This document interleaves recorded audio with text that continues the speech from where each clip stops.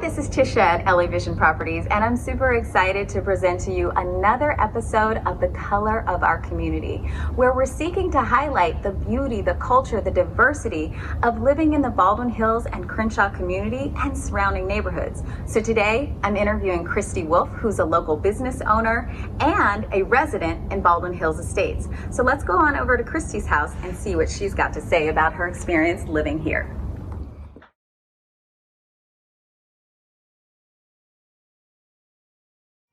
Okay, Miss CHRISTY. I'm so glad we finally got to sit down. We are here. So I know the answer to this question, but tell our viewers, what is it, how long have you been in the community? When did you move to Baldwin Hills? And what is it that inspired your move?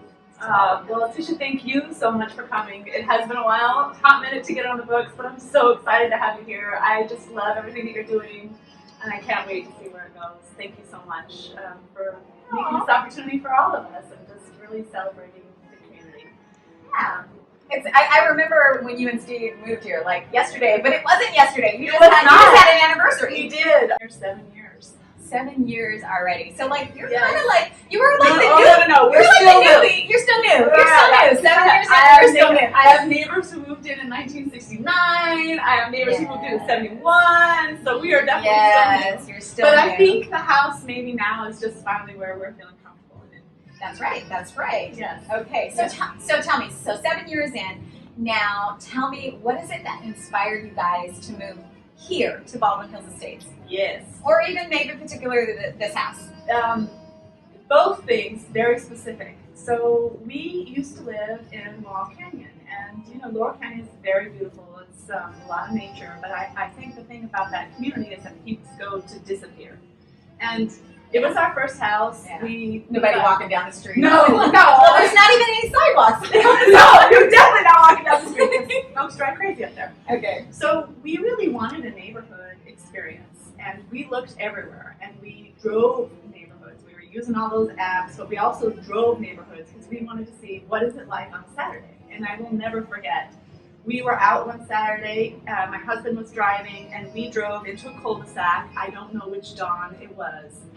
And neighbors were out, kids were playing. There was a neighbor and a beautiful captain, and she had a glass of Chardonnay in her Might have been hand. one of my block parties. It probably was. It probably was. Exactly. We talked about our block party. We crashed it.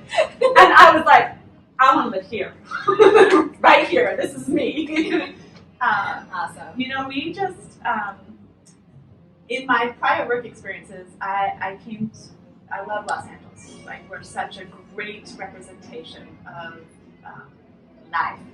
And in my prior work experience, I got to know a lot about the Latino culture. And in moving to Baldwin Hills, we said, what an opportunity, because here's an opportunity to learn about Black culture. That's right. Yes. Historically. Black community along the Food Park, and just such a rich asset for the city. And so we were very excited and also very present with that, coming in as a Caucasian white couple, that we wanted to come and learn the culture and celebrate it and cherish it and lift it up. And add to it as you do. Oh, I really appreciate that.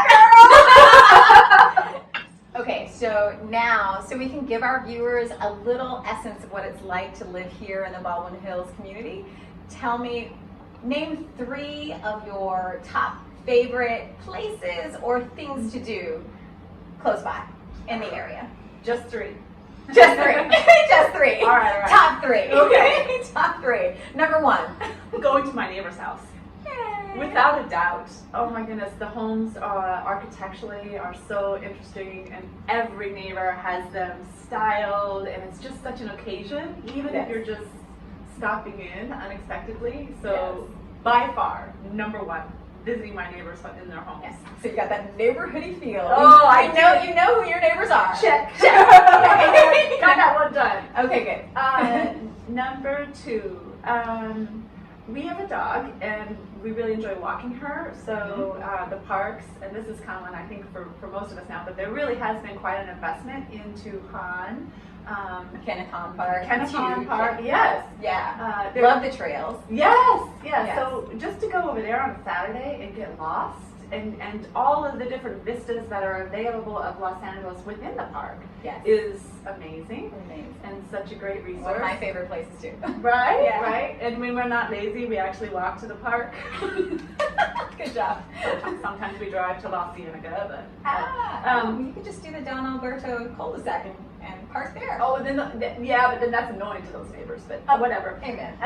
Right? Let's see. And then eating, whether it's at my neighbors' homes. Okay. Okay. Other than your neighbor's home, because remember that was Yeah, number that's one. number one. So, yeah. what's your favorite eating spot that's close by? Oh boy. Well, there's a couple. I don't know. We were just talking about this morning. Does Gus's count as close by? Yeah. Okay. I know, right?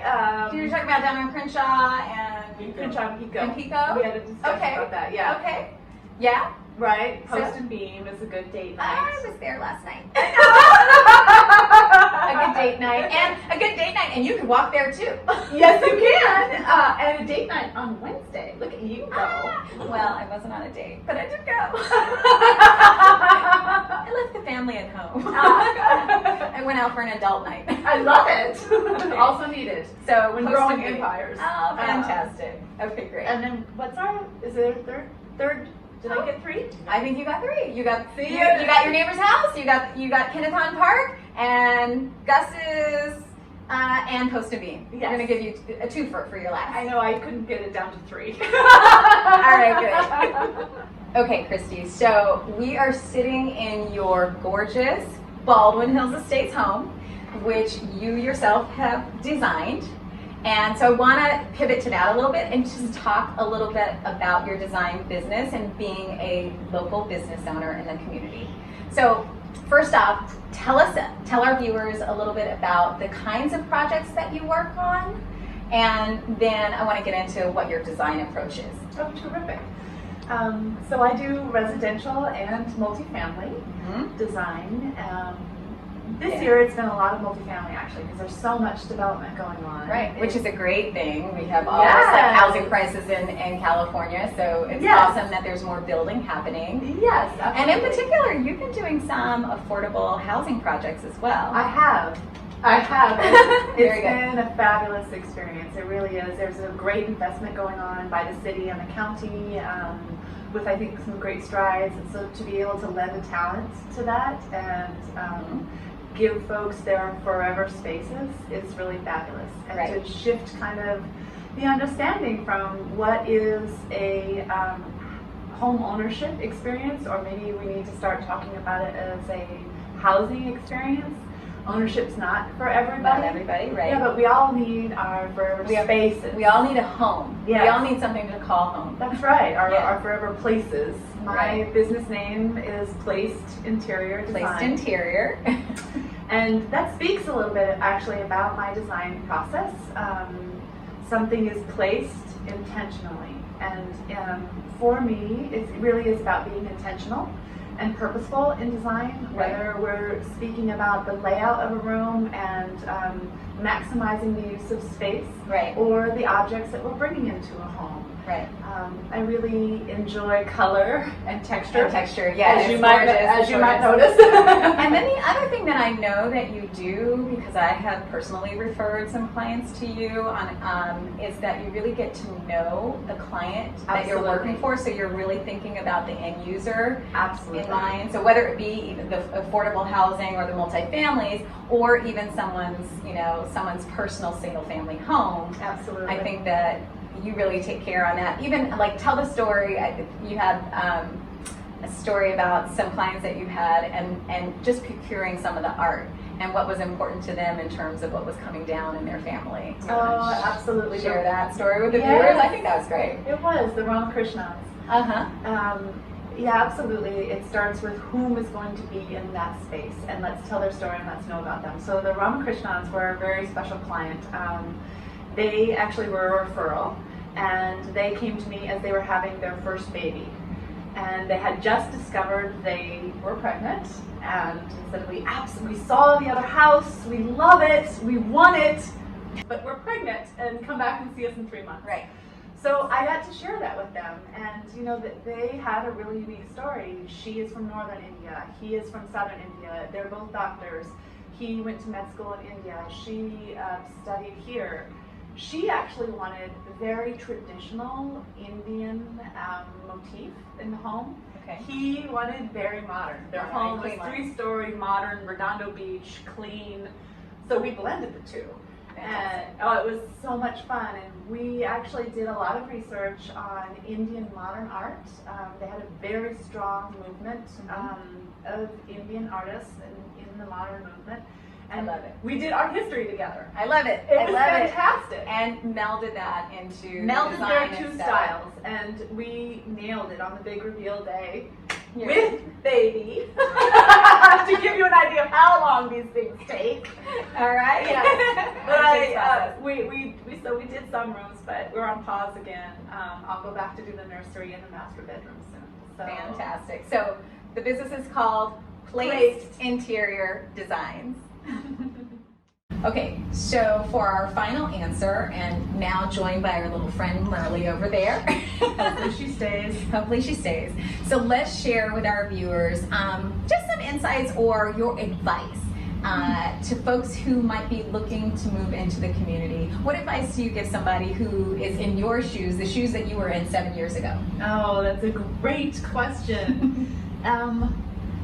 You know, just to take advantage of this opportunity on the color of our community, okay, what I would say is that know that you're moving into an historic African-American Black neighborhood, and but a lot of diversity now, like we are, but maybe not as, yes, it's evolving. And as Shonda Rhimes will tell us, we need to normalize.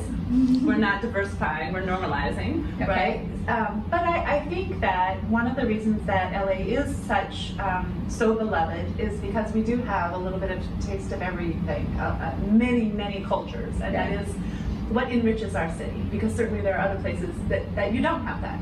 Right. So I think when you're navigating that, when you come into a community that has a culture, a dominant culture, yes, and rich history, you want to acknowledge that and support it and cherish it. And with so much development happening and the train coming through, you know, there is a tendency to be very fast and a little consumer oriented, and you just come in and nom, and you're not present with what's here. Right, and respectful about what's here. Absolutely, and you know, the stories that I hear from my neighbors and the wonderful traditions that have been established here, both down in the Merck Park, in Baldwin Hills. I think View Park even has the walk relay. Right. There's a lot going on. And so I think when you're a new neighbor, you want to come in and observe and uphold and celebrate and tell people about my Black neighbors and this experience, and have you tried this place to eat, and have you gone to Taste of Soul, and have you been down to Crenshaw Yoga, and really cherish it. Fantastic. I really appreciate that. Thank you for joining us. Thank you for the opportunity.